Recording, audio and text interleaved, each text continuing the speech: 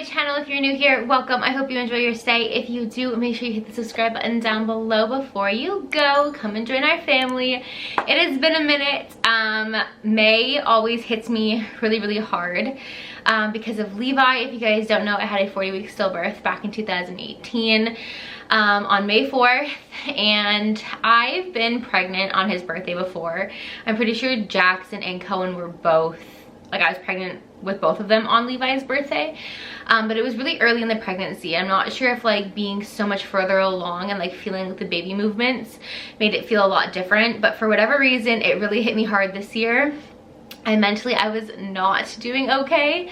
Thankfully we are now doing a lot better, but I needed to take time to focus on that because I was not okay. Like, I did not want to get out of bed in the mornings, okay? And I didn't even really feel like a real person. I just kind of felt like I was getting through the day with like zero meaning, zero purpose. So that kind of sucked, but we are past that now.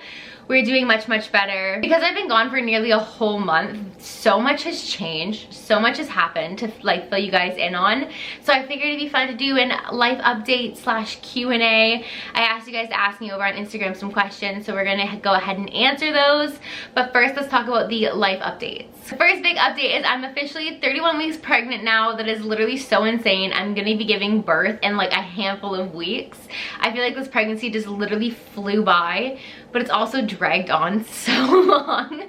I feel like maybe I'm just busier with the kids, but I feel like it didn't like feel this fast with the other kids. But I'm 31 weeks pregnant. My hips hurt so bad. This baby is sitting so low, but also so far back in my spine. So my hips hurt really bad. My ribs hurt really bad because he's like stretched out where his feet are in my ribs. I swear, I'm so uncomfortable. But it's okay, we're in the final stretch. It's the end of pregnancy. The third trimester is rough. If you guys have ever been pregnant, you know that. We are gonna be, I still have to do my glucose test. That was something I was supposed to do while I mentally wasn't feeling well, but I also got physically sick, so I was throwing up. And if you didn't know, if you throw up during the gestational diabetes test, it's an automatic fail. I have failed before. I've had gestational diabetes with Levi. I didn't want to take the chance of having to do the test again. And then I also mentally wasn't doing well. So we are going to do that this week when Dante is off. I know it's important. I wasn't not doing it. I just couldn't do it then. Otherwise, baby looks super healthy, looks super good. We are going to be booking a 3D scan soon. We're just trying to find a place since the place that we did before, like, their prices are like outrageous right now. And I don't feel like paying that. So we're looking for other options and other places to get it done. But we got to get it done soon, like this week, because they recommend to do it between like 20-something weeks and 32 weeks for the 3D scan that we want. And I'm at 30, like I'm over 31 weeks. So we are running out of time, but we did it for all of our other kids, so it's necessary to do it for this one as well. I'll also give you guys a little bump update since it's been a hot minute. Our 31-week bump, we are finally bumping, you guys. I feel like he was hiding out for the longest time. The other big life update is that we are moving. I know we just moved a handful of months ago, literally November. It's the end of May. I know. The big thing for us is that we don't have AC, and it's gonna be really hot with, you know, 2 little kids and a newborn, and I am massively pregnant right now, so it is hot. We got our first hot wave. We asked the landlords if they wanted to put, like, if they were like planning on putting AC in. We moved into a new build.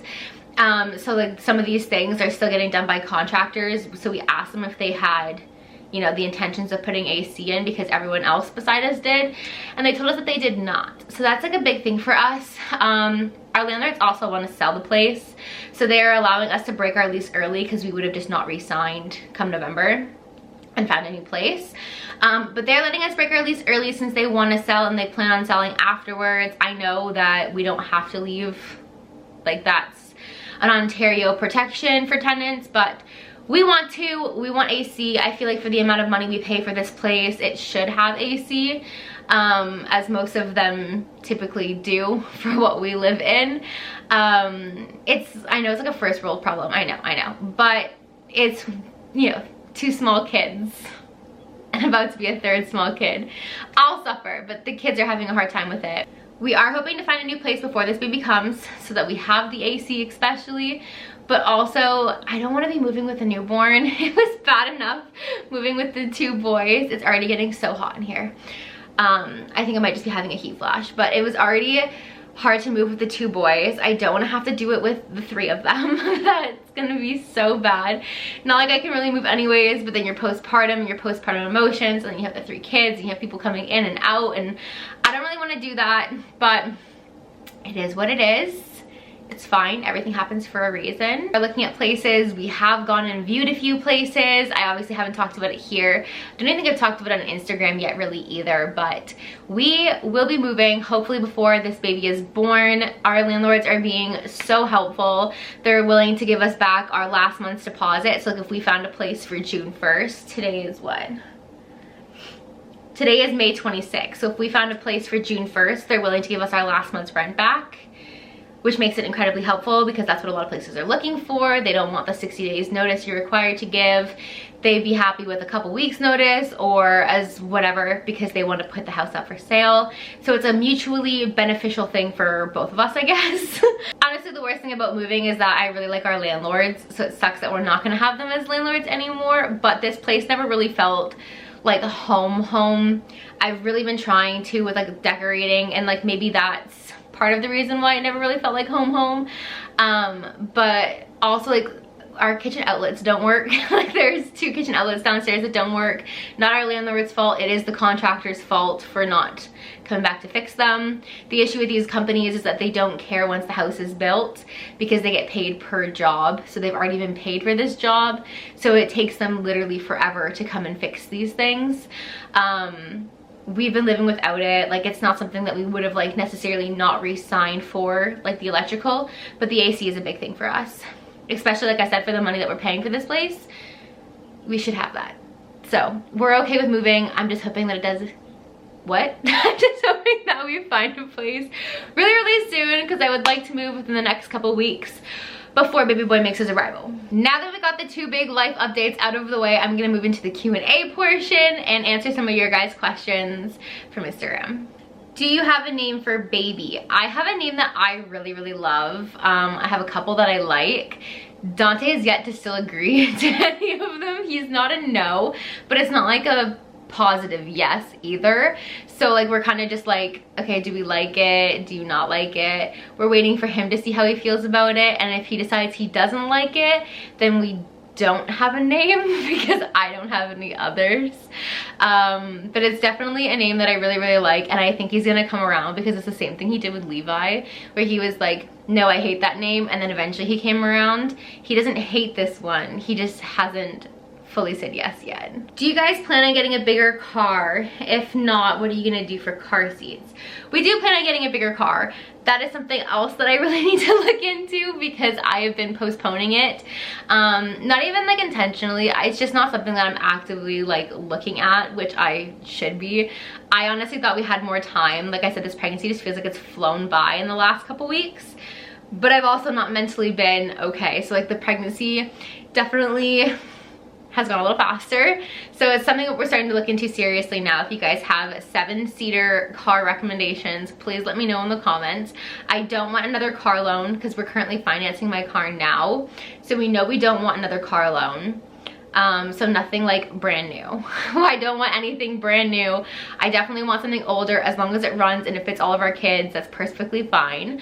We're also still trying to decide if we want to keep the car and have like the van or the 7-seater as well, or if we think it's a better idea to like get rid of the car. Having 2 cars would be nice because I could take the car with the kids and Dante could take, I guess it'd be like the van. I would take the bigger car with the kids and then he could take the other one to work. But also like, do we really need 2 cars? Like, am I gonna utilize it? Is it gonna be like extra gas that you don't need to spend, or like extra car insurance? I meant car insurance, not gas. Is it gonna be extra car insurance that we need to spend a month? Is it going to be worth it? So we're still trying to do that. Let me know if you have 2 cars. Is it worth it to keep both of them, or should I look into trading my car in? And then also let me know if you have 7-seater car recommendations because we do need one of those.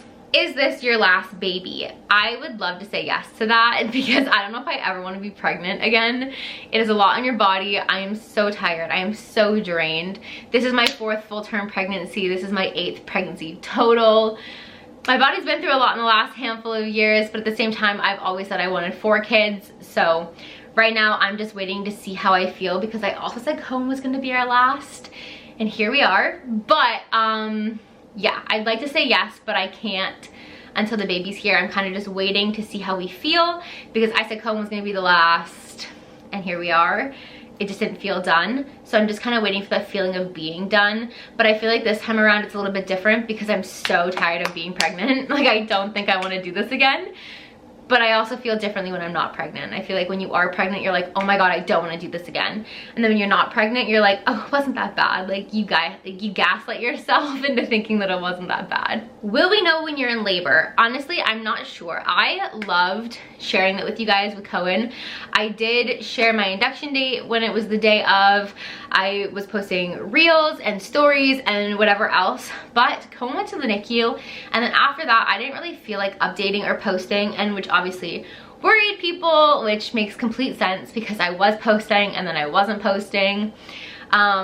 So I don't know. I think it's gonna be like kind of how I feel in the moment, and we're gonna have to play it that way. But honestly, most likely, I love chatting with you guys. Obviously I'll be giving birth, but the whole process before that, I was posting on Instagram and I was posting reels and whatever else, but I don't know how I'm gonna feel giving birth this time just because Cohen did go to the NICU for being born too fast. So I guess, like I said, we're just gonna kind of have to see. That is pretty much it for this video. Thank you guys so much for watching. If you guys enjoyed, make sure to hit the like button. Also, don't forget to subscribe. Come and join our family, and we will see you in our next video. Bye, guys.